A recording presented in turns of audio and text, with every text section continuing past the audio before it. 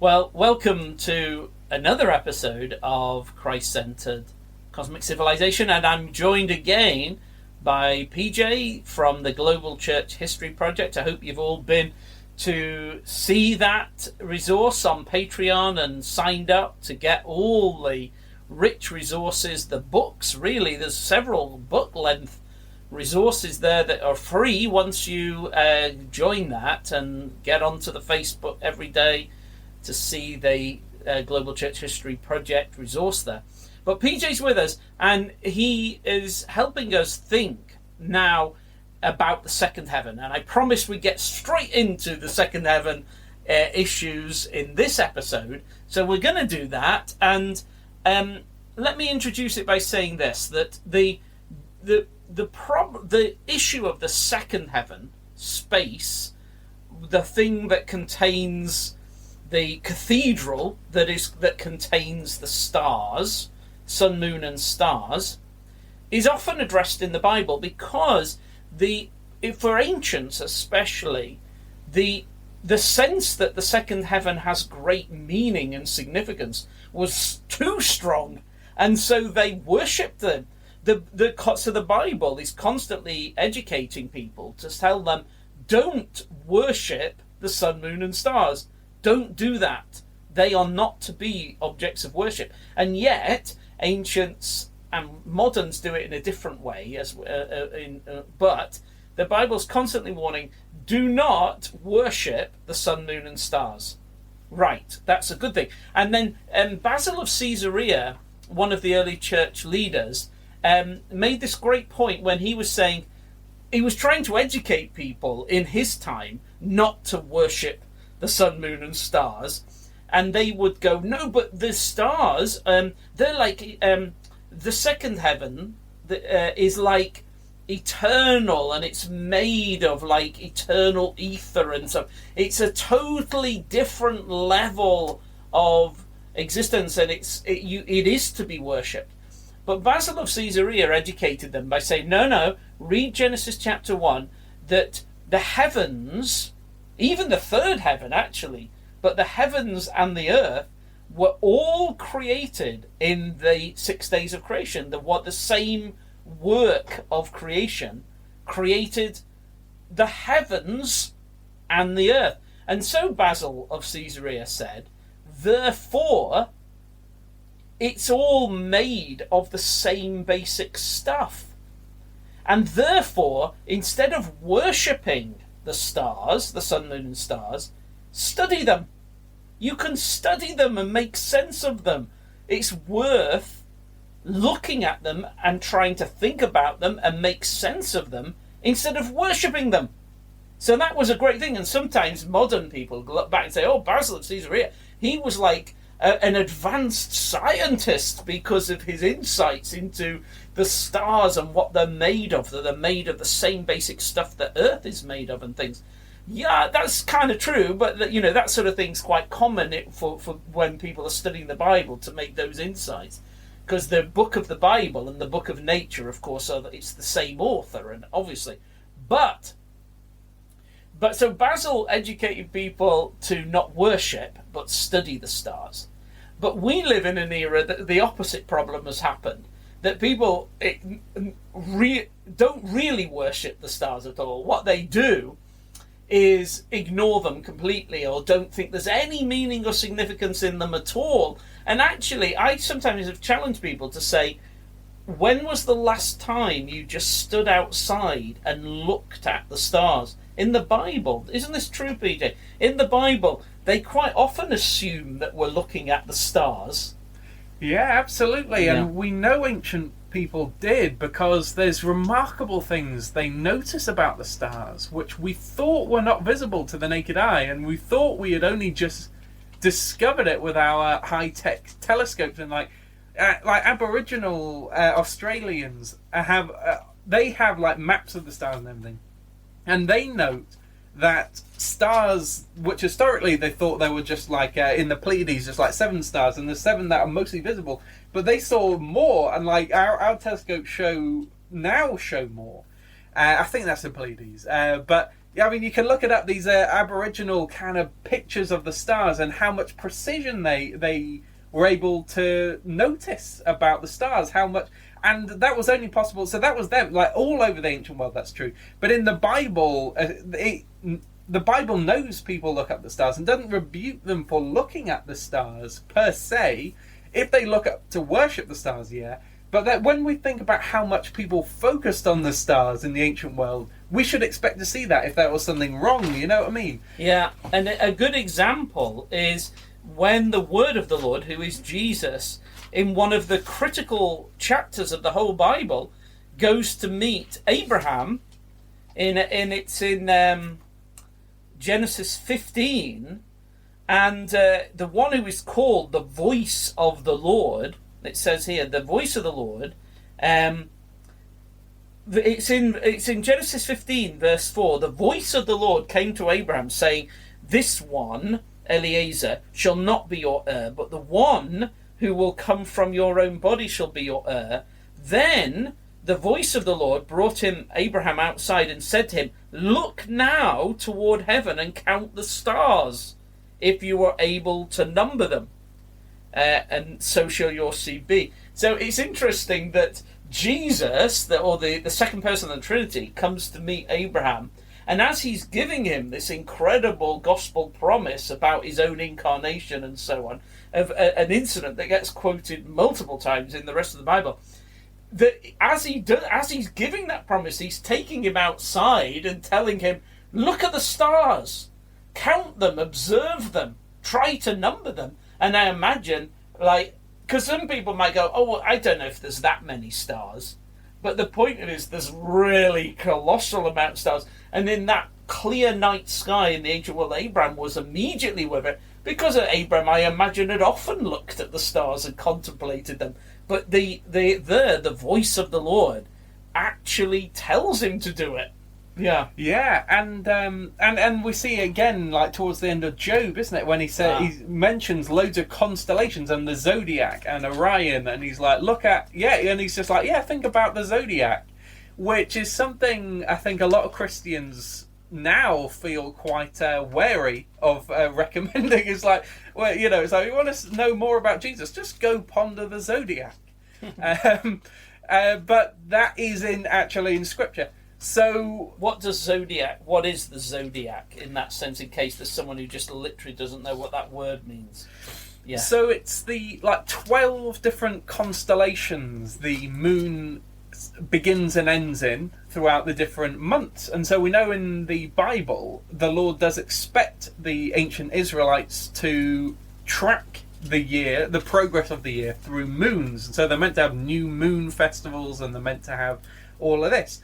To track, and in Genesis it specifically says that he made the moon to track the movement of the seasons, and so what happens basically... I'll just read the Job 38 from verse 31. Do you understand the band of the Pleiades? Have you opened the fence of Orion? Will you open up Mazzaroth in its season, and the evening star with his rays? Will you guide them? Do you know the movements of heaven, or the events which take place together under heaven? So this is possibly the oldest book of the Bible, 4,000 years old, and such a kind of detailed knowledge of the constellations. And you're saying that the moon moves across all these different constellations through the night sky, and that as it moves through these constellations, and there tends to be 12 of them, or possibly 13, but 12, yeah, and that they all have deep significance, and that in fact the gospel is told through this movement of the moon through the constellations. Let's not open that right now, because that deserves an episode in itself, how the gospel is in the stars. But take us through some of these things that you've got on the second heaven in general, and often what moderns do is attempt to take a disengaged view of the second heaven. So they'll look at it as if they are floating through the galaxies, and will provide images of recreations of what our solar system looks like or our galaxy looks like, viewed as if we were between the galaxies or viewed from out in space somewhere. What's wrong with that? So a big helpful way to look at this problem is how the word planet has changed. In the Bible, planet, or like a wandering star, includes the sun and moon, whereas now people say the sun isn't a planet, it's a star. So you may think, well, what's so wrong about that? But what is wrong is this change of perspective. So, like, planet, meaning wandering star, from Earth's perspective, the sun is a wandering star. So, the Bible, I think, seems to take that view.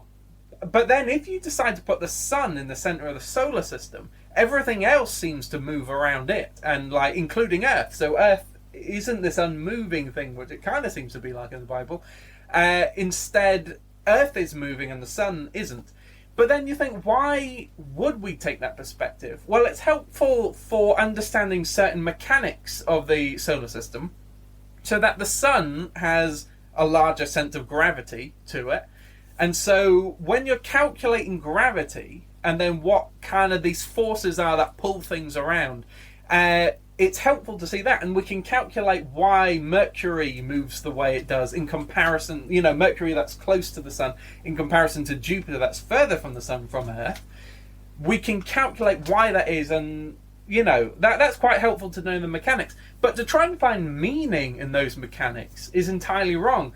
So to reclassify things based on their mechanics, not on their meaning, is wrong, because it seems like from the Bible, the planets and all the stars and everything are meant to be viewed either from heaven, the third heaven, the highest heavens, or from Earth.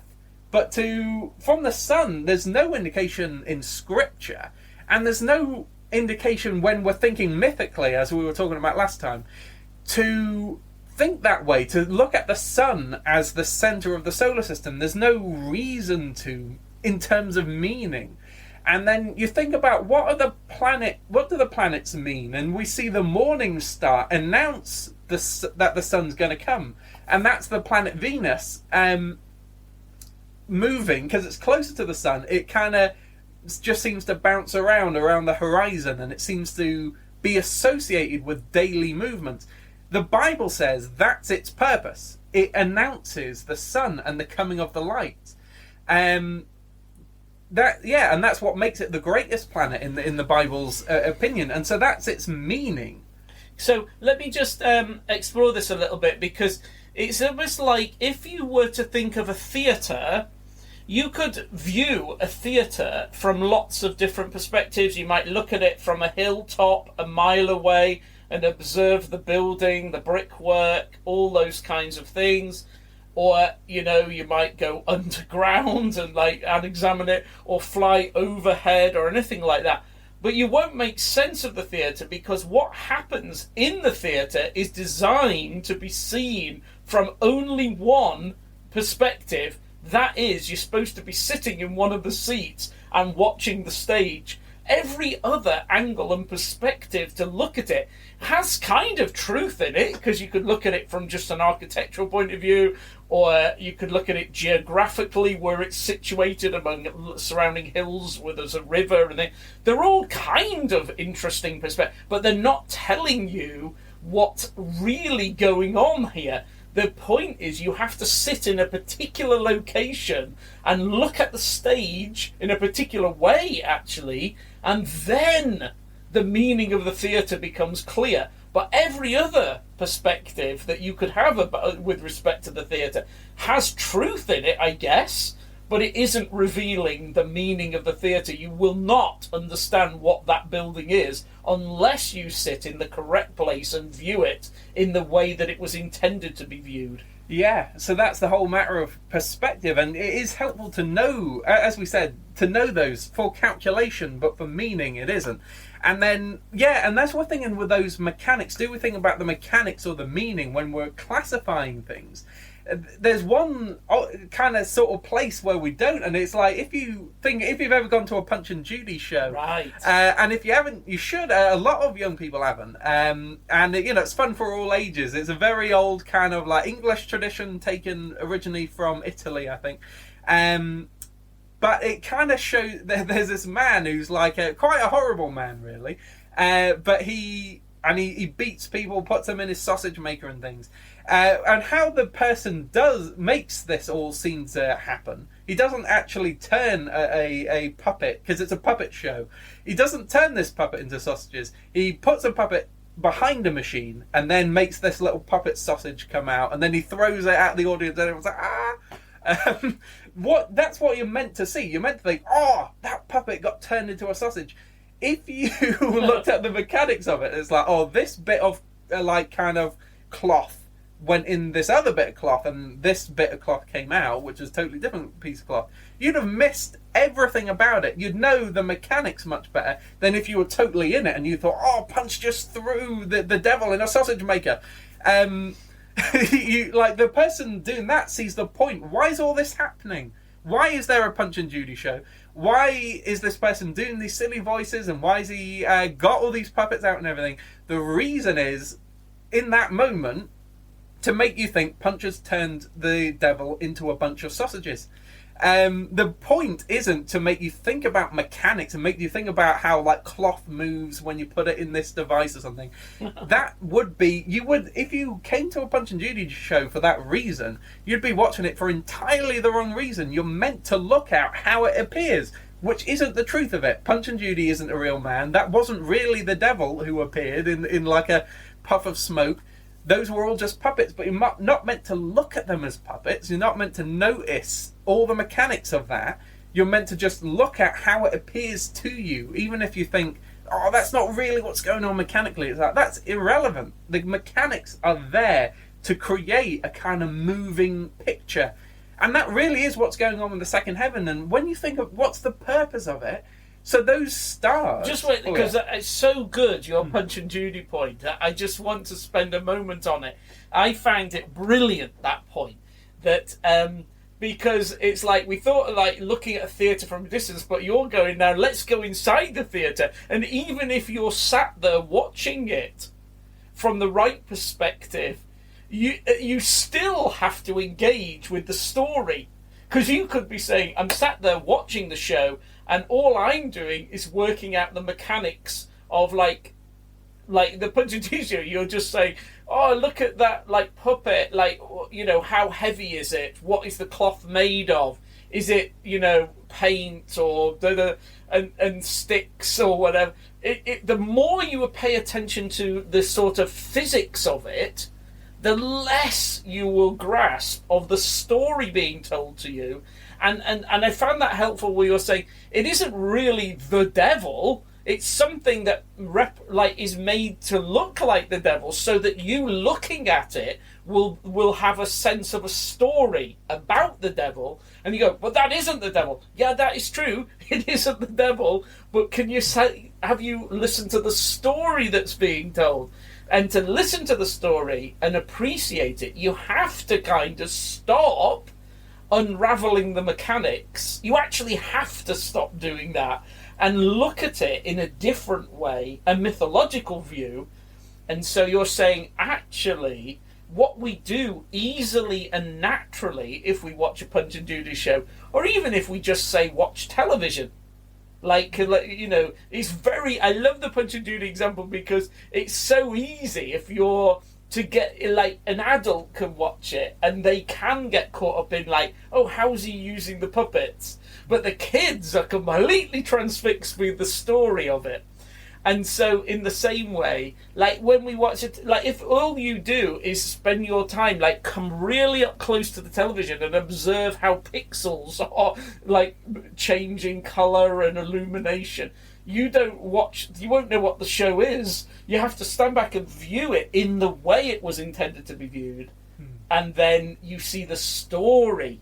And it's the story that's the important thing, not the mechanics.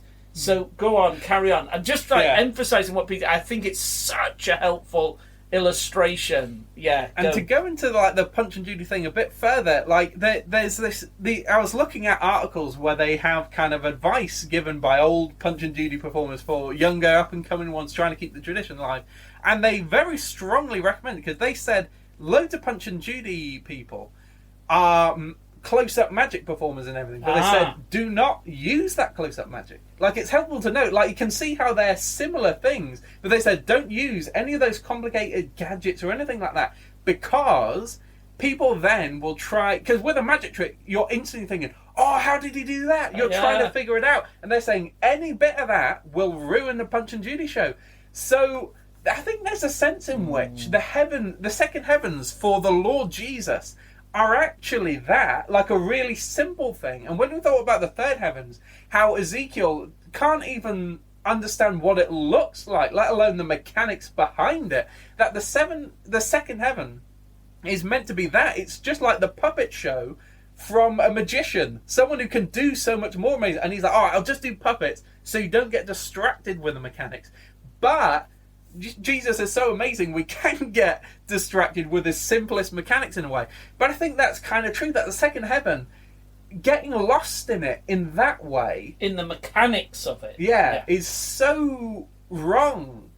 Because it's like, there's a sense in which Jesus could almost not be doing anything more to like not let us get distracted in things. And like when we know he made the third heavens and all the incredible things in that, we know that's what we should really marvel at, and so we should really, you know what I mean? Like, it's a very helpful point, because what happens is, like, people, there are a very small group of people who are kind of quite nerds about space, and they have big books of statistics about it, and you know, all these like stars and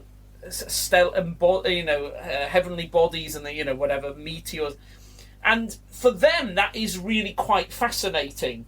And there's just like, they'll have endless numbers of statistics and sizes and volumes and gases and things like that.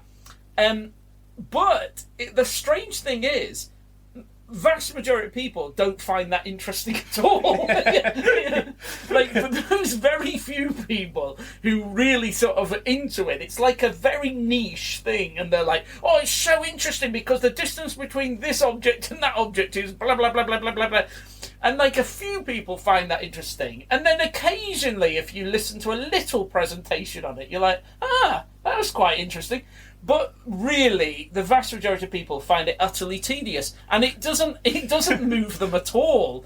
And so the attempt to get to the mechanics of the Punch and Judy show, which is the second heaven, it has actually led to people being utterly bored with it. Utterly bored with it. And if you'd said to ancients, oh, we've got these telescopes that enable us to look really well into the second heaven, ancients would have been like, oh, I bet that's absolutely amazing. Does everybody have one? And you'll say, nah.